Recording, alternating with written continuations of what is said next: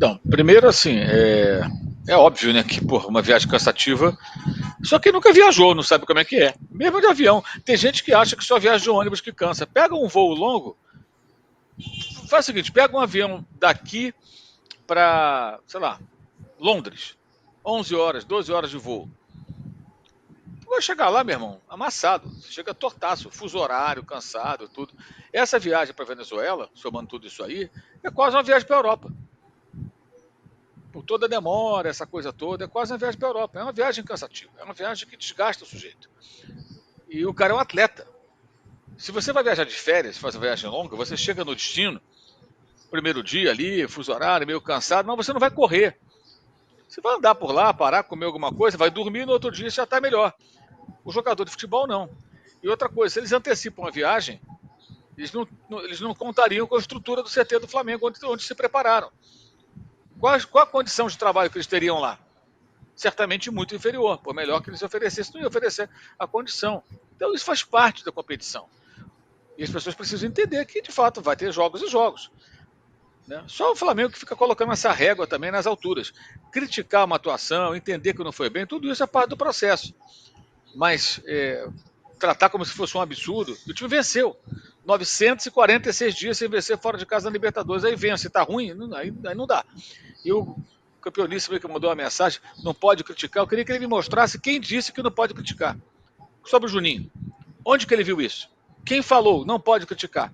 Por gentileza. Essa distorção também das palavras é algo canhestro, entendeu? Que me irrita profundamente. O camarada pega uma opinião. Não, agora não pode. Ninguém falou que não pode. O que houve com relação ao Juninho foi a sacanagem de baterem violentamente no cara porque ele está no lugar de um jogador que alguns gabizetes não aceitam, que não tá mais no Flamengo. O rapaz está jogando lá no Cruzeiro.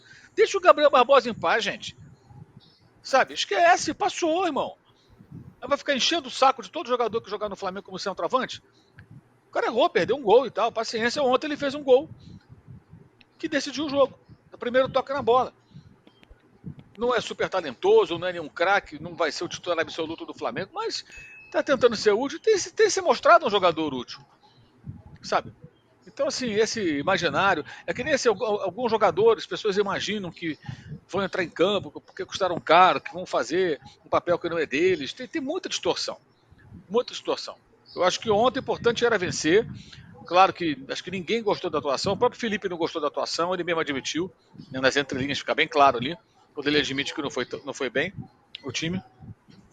Eu acho que ele deveria rever essa questão do jogar com dois meio-campistas natos, quando ele perde outros jogadores. Ele poderia ter o Alan, o Pulgar e o De La Cruz, talvez um pouco mais à frente. Não para o De La Cruz ser o que ele não é, mas para você ter jogadores que trocam passe no meio-campo e ocupam o setor. Porque o Luiz Araújo não vai conseguir fazer esse papel, contar com o Cebolinha voltando, jogando por dentro, não é a mesma coisa.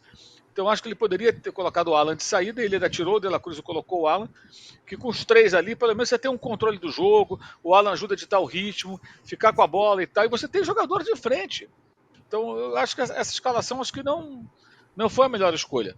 O gramado não era bom, o adversário se fechou, isso vai acontecer, tem que saber lidar com isso, claro, mas acho que o Flamengo soube lidar, o Flamengo venceu o jogo.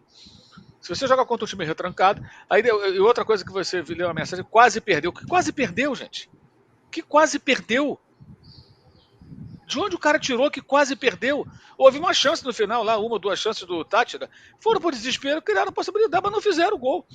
Então agora o Flamengo tem que vencer fora de casa, não importa o cansaço, não importa os desfalques, não importa a logística, não importa uma atuação abaixo que acontece, e não pode nem tomar um susto.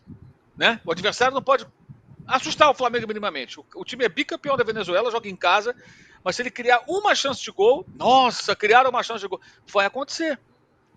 Vai acontecer. Quer dizer, se coloca assim algumas. Assim, parece que é futebol, os caras estão achando que isso é o quê? Então, assim, eu acho que no momento o importante era ganhar. Daqui para frente, outros jogos, outro cenário, outra condição, e vai se avaliar e vai se cobrar com algo mais. O Flamengo é assim, você vê, o Flamengo com 2022 ele ganhou todos os jogos, exceto um, que deveria ter vencido, que foi o Talheres, um empate com um gol irregular do time argentino sem VAR na fase de grupos. E naquela época, o Flamengo pontuando muito, ainda era o Paulo Souza, não era nem o Dorival. O pessoal reclamava também. A maior campanha de um time da Libertadores foi 2022. É. Teve campanha acho que do Estudiantes também, ganhando todos os jogos, mas eram 4 partidas. Uma outra Libertadores de outro tempo. O Flamengo jogando com fase de grupos e mata-mata até o final, o Flamengo venceu todos os jogos, exceto um que era para ter vencido. Que teria provavelmente vencido se tivesse VAR naquela fase de grupos, porque o gol do Talher deveria ser eliminado e provavelmente o Flamengo poderia vencer o jogo. E se reclamava também. Eu acho, honestamente, que as pessoas têm todo o direito de se manifestar. Mas acho que, numa análise profissional, nós, imprensa, temos que dar cada vez menos importância para essas malas. Que só reclama. De qualquer time. Vou citar um outro time, São Paulo. São Paulo passou uma semana numa crise de fora para dentro absurda. São Paulo foi eliminado do Campeonato Paulista por um pênalti que não existiu. O São Paulo, ano passado, caiu na Libertadores nos pênaltis por o Botafogo, que foi campeão, e teve pênalti perdido durante o jogo pelo Lucas, que é o jogador dos mais caros do elenco. Não fez vexame. Aí tudo é ruim, nada presta. Sabe? É uma coisa maluca, sabe? Isso é o que é rede social. É a rede social. Acho que se dá muita importância, se dá muito valor, se discute muito sobre isso. Isso não tem essa relevância toda. E às vezes a rede social não tem sintonia com a rua e nem com a arquibancada. Na rede social, reclamações, campanhas, hashtags, essas coisas. E na arquibancada, muitas vezes o comportamento do torcedor é outro. Na rua também. Como eu digo sempre, é que nem a história do Trend Topics. O fulano está no Trend Topics. Aí você chega aqui na padaria, pede um café, vira pro cara do lado e fala: meu camarada, você viu quem que tá no Trend Topics? O cara fala: Trend o quê? Aí você pega um ônibus aqui e tal, entra, aí o cara tá do teu lado, vai, amigo, você viu aí quem tá no Trend Topics? Não tem a menor ideia. Ninguém tá ligando para esse troço. Ninguém tá ligando. No microcosmo da rede social, ele tem relevância, né?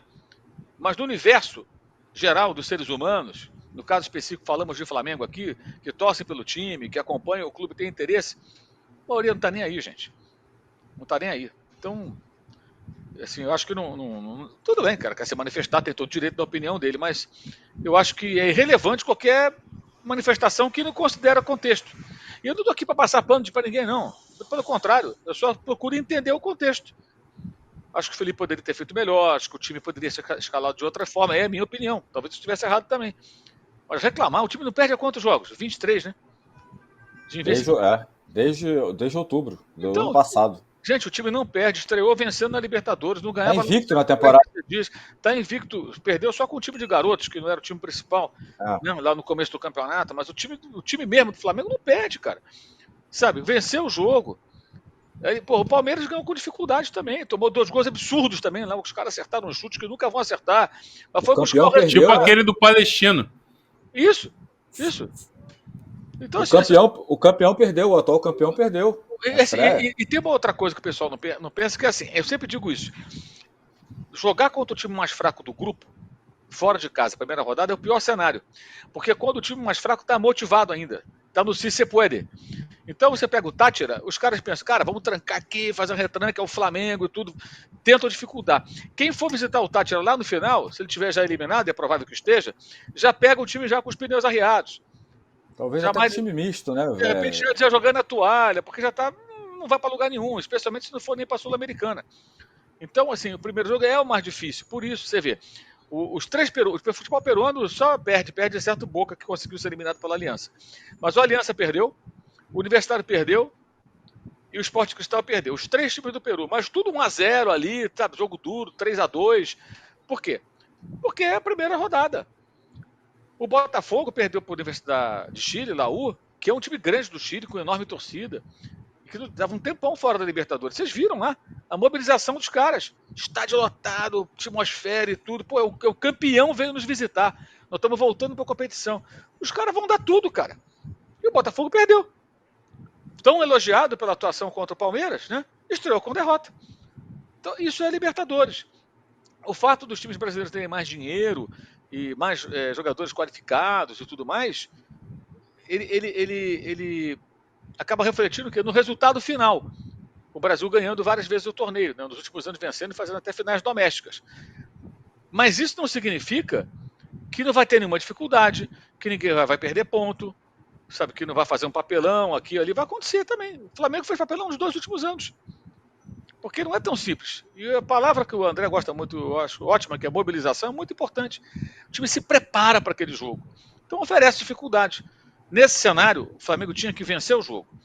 Mesmo vale para o Palmeiras, vale para o São Paulo. Era importante ganhar, para ter um pouco de paz. Agora uma outra rodada, outra competição, e depois vem de novo a Libertadores, e aí a gente vai avaliar lá na frente, quando tivermos um combo de jogos. Central Córdoba, o jogo com a LDU, que também é um jogo...